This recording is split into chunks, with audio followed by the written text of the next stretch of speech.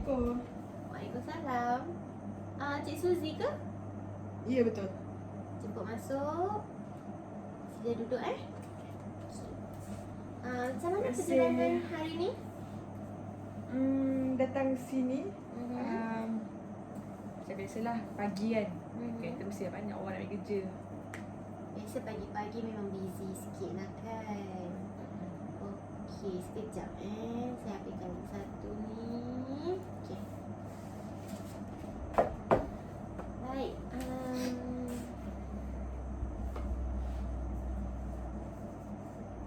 Okey, kita hari ni ada sesi kaunseling lah. Betul tak? Okey, tapi sebelum kita mulakan kita punya sesi kaunseling kita pada hari ini, sebelum apa-apa lah kita minta untuk mungkin Cik Suzy boleh kenalkan serba sedikit tentang Cik Suzy. Okay. Nama saya Suzita Bitengah. Panggil Suzy lah. Okey. Okay. Saya bekerja sebagai admin HR. Salah satu company di negeri ni lah. Dekat sini lah, area sini. Area sini. Oh. Cik Suzy ada berapa orang adik-beradik? Adik-beradik 10 orang. Berapa perempuan?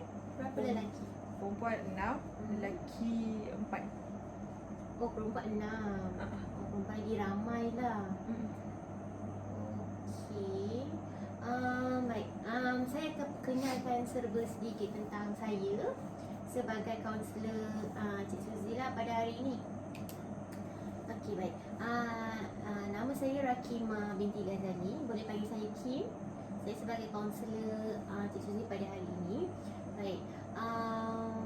Sebelum kita mulakan sesi kaunseling kita pada hari ini, saya akan menerangkan serba sedikit tentang perjalanan kaunseling kita pada hari ini lah. Okey, boleh Okey. Sebab Cik Suzy nampak macam stres je ni. Baik, saya akan cuba mempercepatkan sesi kaunseling kita lah. Sesi perkenalan, maafkan saya. Baik, untuk pengetahuan Cik Suzy sendiri, sesi kaunseling kita pada hari ini mungkin akan berjalan selama 30 hingga 40 minit macam tu, bergantung kepada kerjasama yang diberikan dan juga apa orang kata maklumat-maklumat yang saya dapat lah yang diberikan. Sekiranya sesi ni perlu disambung kepada sesi yang kedua, ketiga dan mungkin seterusnya, kita akan buat di lain hari lah. Kita akan set appointment date yang baru lah. Boleh Baik. Jadi yang kedua, saya kena terangkan jugalah peranan saya sebagai kaunselor dan juga peranan Cik Suzy sebagai klien saya. Jadi peranan saya sebagai kaunselor Cik Suzy dekat sini pada hari ini adalah saya sebagai kaunselor, saya membantu dan mendengar masalah yang dihadapi oleh Cik Suzy dan saya akan cuba membantu menyelesaikan setiap masalah yang dihadapi oleh Cik Suzy lah. Maksudnya dekat sini saya bukanlah menyelesaikan 100%. Saya cuma membantu mencari jalan penyelesaian kepada masalah yang dihadapi oleh Cik Suzy. Cik Suzy faham ya? Faham. Baik. Dan peranan Cik Suzy sebagai klien saya pada hari ini. Baik. Peranan Cik Suzy pula adalah Cik Suzy dikehendaki atau kena memberi maklumat yang tepat dan maklumat yang jelas kepada saya supaya kita takkan ada apa-apa macam salah faham ataupun mungkin sedikit apa orang kata salah faham lah, perselisihan faham kan. Kita tak nak adanya itulah. Jadinya Cik Suzy, peranan Cik Suzy kat sini adalah untuk memberi maklumat yang tepat dan jelas kepada saya. Baik, yang ketiga adalah kerahsiaan. Okey, Cik Suzy, untuk pengetahuan Cik Suzy, kerahsiaannya adalah apa sahaja yang diceritakan oleh Cik Suzy sendiri, kita tak akan bawa cerita tu keluar daripada bilik ni. Okay, maksudnya apa yang Cik Suzy ceritakan dekat saya pada hari ini hanya akan ada di sini sahaja. Tidak akan diceritakan kepada mana-mana pihak atau orang luar. Ataupun mungkin Cik Suzy rasa macam tak selamat nak cerita, jadi Cik Suzy simpan sikit-sikit. Ada part-part yang Cik Suzy tak payahlah aku cerita, macam tu. Okay, kecuali sekiranya mendapat perintah mahkamah ataupun maklumat yang mungkin membahayakan diri sendiri, diri Cik Suzy dan juga orang sekeliling. Okey, kalau macam itu saya terpaksa dedahkanlah sesi kaunseling kita pada hari ini. Boleh? Boleh. Cik Suzy faham jangan stres-stres lah. Cik Suzy boleh je cerita apa-apa sahaja yang Cik Suzy rasa nak luahkan dekat sini. Dan kita pun sepanjang sesi kaunseling kita yang berlaku ni, kita macam two way communication. Maksudnya kita boleh bercakap dan maksudnya ada tindak balas lah, maklum balas. Maksudnya tak adalah one way communication kan. Okay. Jadi kita boleh teruskan sesi kaunseling kita? Boleh cikgu. Okey. Jadi Cik Suzy boleh terangkan atau beri penjelasan sikit dengan masalah yang Cik Suzy hadapi. Okey. Dia berkenaan dengan rakan sekerja saya lah. Okey. Kan saya kerja dekat salah satu company ni. Saya bekerja sebagai admin HR kan. So saya bekerja sebagai payroll dan rakan sekerja saya ni dia bagi training. Yang jadi masalahnya sekarang ni okey, kan masing-masing kan ada JD masing-masing. Betul. Yang buat masalahnya bila kerja dia saya yang kena buat. Itu yang membuatkan saya stres. Stres. Okey. Cik Suzy kata tadi Cik Suzy stres. Boleh tak kalau Cik Suzy terangkan atau jelaskan stresnya macam mana tu? Okey, yang saya hadapilah selama ni. Okey, dengan rakan sekerja saya ni lah. Okey, first dia selalu datang lambat tau. Okey. Datang lambat. Masuk kerja lambat. Lepas tu bila dah habis waktu kerja, on time balik. Okey. So cepat-cepat kemas-kemas barang, terus balik. Kayaknya kerja belum settle lagi, dah terus balik. Macam tu. Lepas tu satu lagi, dia suka minta cuti pada tarikh yang penting tau, pada waktu yang penting. Lepas tu selalu mengular, curi tulang lah kan. Kalau mengular ni macam, kalau saya tengok dekat sebelah meja, tengok dia dah tak ada dah.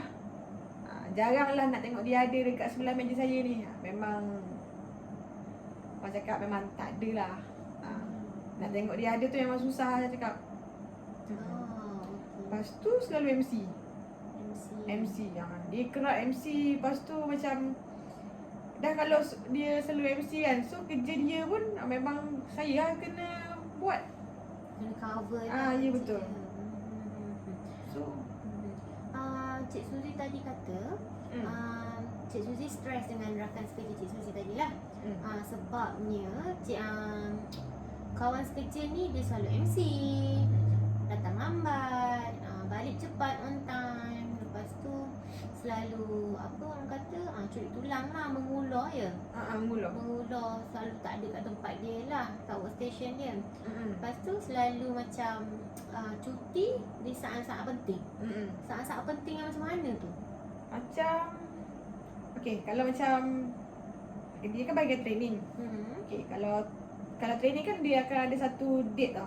Okey, nak confirmation kan macam nak buat, kalau macam ada nak buat training, so kena confirmation awal lah, kena confirm awal macam awal 3 atau 4 hari ke sebelum tu kan, nak sign apa-apa benda semua. Pada tarikh tu jugalah dia tak datang. Tarikh yang penting. Macam tu. So saya kena Maksudnya dekat sini dia akan cuti waktu-waktu yang ada deadline lah. Ya betul. Okey. Sebelum tu saya nak tanya dululah, office mate rakan sekerja Cik Suzy ni perempuan ke lelaki? Perempuan. Oh, perempuan. Sebelum ni pernah tak Cik Suzy bagi tahu dia sendiri, maksudnya cakap sendiri direct dengan dia, macam tegur secara apa orang kata, secara baik-baik lah dengan apa yang dia buat ni lah. Pernah tegur, pernah cakap dengan dia lah? Pernah. Okey. Sebelum ni pun pernah cakap dekat dia. Ya pasal pasal ni lah. Dan dia cakap dengan saya, dia cakap kau buat kerja kau, aku buat kerja aku. Macam tu. So apa yang kita cakap tu dia endah tak endah je lah. So bila dia cakap macam tu macam saya pun dah tak boleh buat apa-apa dah.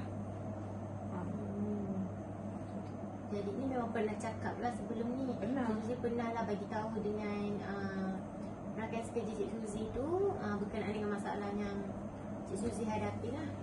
Oh, okey. Baik.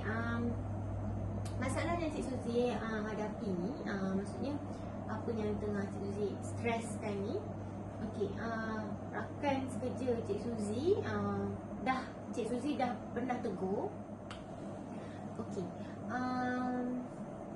Daripada apa yang Cik Suzy bagi tahu saya sebentar tadi, dengan masalah-masalah Cik Suzy rasakan stres tadilah.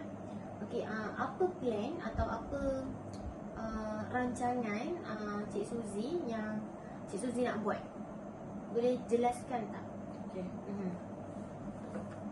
Yang saya plan lah. Saya plan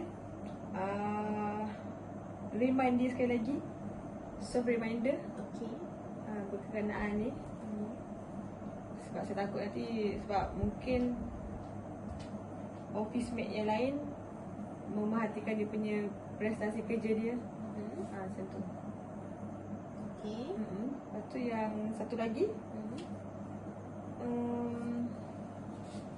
kalau dia mengulangi kesilapan yang sama juga, walaupun kita dah soft reminder dekat dia, tapi dia still lagi buat perkara yang sama. Baik. Sebelum saya buat perumusan tentang sesi kaunseling kita pada hari ini, sesi kaunseling kita ni, ada apa-apa pertanyaan yang mungkin Cik Suzy nak tanya dengan saya? Ada. Okey, apa tu? Saya macam nak minta macam tips lah, macam kalau Cik Kim berada di tempat saya kan, Cik Kim, macam mana Cik Kim punya solution? Okey. Tips dia ke? Okey. Kalau saya lah yang berada di tempat Cik Suzy, mungkin tips saya adalah saya akan bawa sebab aku melakukan perkara yang sama lah dengan Cik Suzy. Maksudnya kita akan tegur dia. Untuk perkara pertama saya adalah kita kena tegur cara dia betul.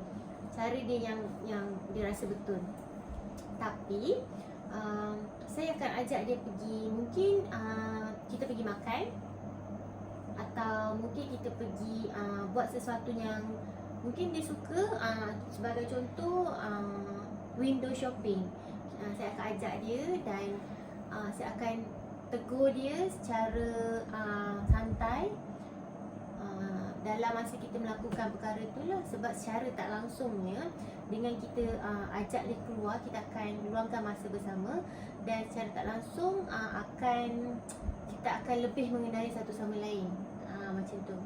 Okey, itu tips yang pertama lah. Jadi tips yang kedua, kalau saya berada di tempat Cik Suzy, tips yang kedua yang saya boleh bagi dekat sini adalah dia bekerja sebagai training kan, dekat tempat unit training. Baik, saya akan mengingatkan dia tentang kerja yang dia sedang lakukan lah. Maksudnya mestilah kita ada berbual, betul, dengan rakan sekerja kita. Jadi inisiatif yang saya ambil adalah dengan cara mengingatkan dia ataupun bertanya berkenaan dengan training ni macam mana, kau dah siap ke? Maksudnya dengan cara kita tanya tu, mungkin dia akan ingat dan lebih peka dengan kerja yang dia buat lah, kerja yang tugasan yang dia sedang selesaikan. Okey, itu adalah tips daripada saya lah untuk Cik Suzy. Dia membantu ke tips yang saya bagi tadi tu? Membantu. Mungkin lepas ni Cik Suzy boleh try. Betul. Okey. Jadi sebelum saya akhiri sesi kaunseling kita pada hari ini, saya nak buat sedikit rumusan lah tentang apa yang kita dah jalani sepanjang sesi kaunseling kita pada hari ini. Boleh ya? Boleh. Okey. Tadi Cik Suzy datang dan menghadiri sesi kaunseling ni. Cik Suzy menghadapi masalah dan Cik Suzy stres dengan rakan sekerja. yang mana rakan sekerja Cik Suzy ni tadi ada masalah-masalah seperti datang lambat, MC, cuti, emergency leave pada waktu-waktu yang penting, tarikh-tarikh yang penting, betul? Okey. Ya, betul. Dan juga selalu macam mengular. Maksudnya tak ada kat tempat duduk dia. Ada je dia pergi sana ke sini. Baik, itu apa yang masalah yang sedang dihadapi oleh Cik Suzy lah. Dan rumusan dia dekat sini adalah Cik Suzy ada plan, rancangan Cik Suzy sendiri untuk menegur secara berhemah. Maksudnya secara baik-baik lah, secara depan-depan, dengan apa kesalahan yang dia buat lah. Cik Suzy akan cuba menegur. Dan cara yang kedua, plan Cik Suzy yang kedua adalah dengan mengajukan aduan ni, permasalahan Cik Suzy ni kepada pihak atasan, pihak yang lebih tinggi untuk tindakan selanjutnya oleh pihak pengurusan lah. Okey, jadi saya rasa sesi kaunseling pada hari ini akan tamat dekat sini lah. Sebab sekiranya kalau ada apa-apa masalah ataupun masalah yang lanjut berkenaan dengan apa yang Cik Suzy terangkan pada sesi kaunseling pada hari ini, mungkin kita akan buat pada sesi kedua lah. Tapi untuk sesi kali ini kita dah tamat untuk sesi yang hari ini. Baik, boleh saya tamatkan sesi kaunseling ni? Boleh Cikgu. Boleh ya? Okey. Jadi kalau tak ada apa-apa lagi, saya akhiri sesi kaunseling kita ni lah dengan ucapan terima kasih sebab menghadiri sesi kaunseling.